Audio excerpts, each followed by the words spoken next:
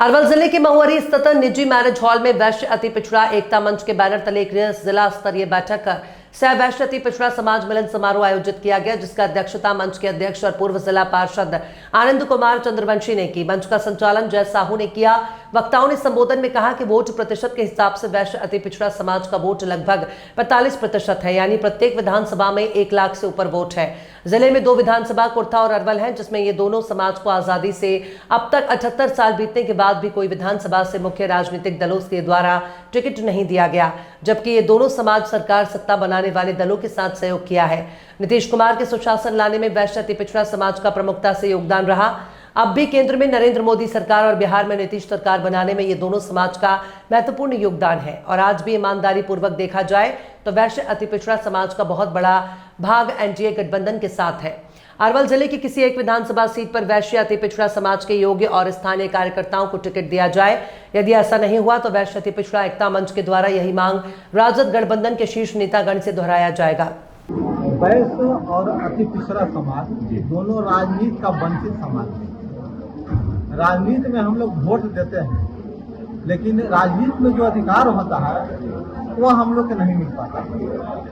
तो हम लोग ये निर्णय लिए वैश्य और अति पिछड़ा समाज यदि एकजुट हो जाए और हम लोग राजनीति में अपने हक मांगेंगे तो मेरी 45% आबादी हो जाती है। 45% आबादी का मतलब ये होता है कि यदि किसी विधानसभा में 2.5 लाख का वोट है तो उस विधानसभा में लगभग 1,10,000 वोट वैश्य और अति पिछड़ा का संयुक्त रूप से हो जाता है।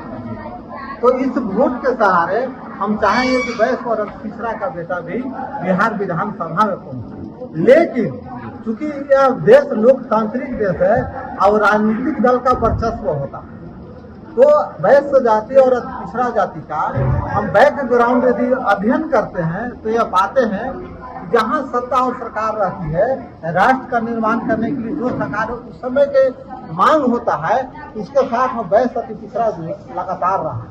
इसका उदाहरण ये है कि जब से कांग्रेस बिहार में जब तक रही तब तक हम लोग के पूर्वज कांग्रेस ही रहे और कांग्रेस को वोट देते आए, लेकिन उस समय भी हमको अधिकार नहीं मिला।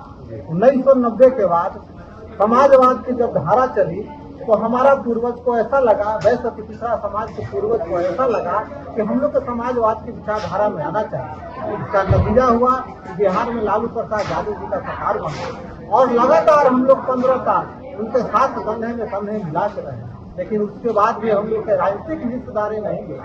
उस जमाने में भी नहीं मिला, उस जमाने में भी हम लोग ठगे गए। यहाँ तक कि लालू प्रसाद यादव जी अपने भाषण में, चुनावी भाषण में बोलते थे कि भाई हमारा बक्सा से जिन निकलेगा।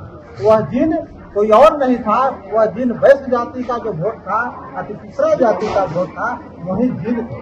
लेकिन उसके बाद समय करवट फिर लेता है और 2005 के बाद जंग राज के जो हवा चली उसमें वैश्य अति पिछड़ा समाज भी बहुत त्रस्त हुआ। लेकिन त्रस्त होने के बाद हम लोग निर्णय लिए और मेरे पूर्वज भी उसमें निर्णय लिए थे। उस समय हम लोग बालक थे, कम उम्र के थे, लेकिन मेरे पिताजी, मेरे दादाजी निर्णय लिए होंगे और उस समय 2005 में नीतीश कुमार जी को सपोर्ट करते आए, नीतीश कुमार जी को वोट देते आए।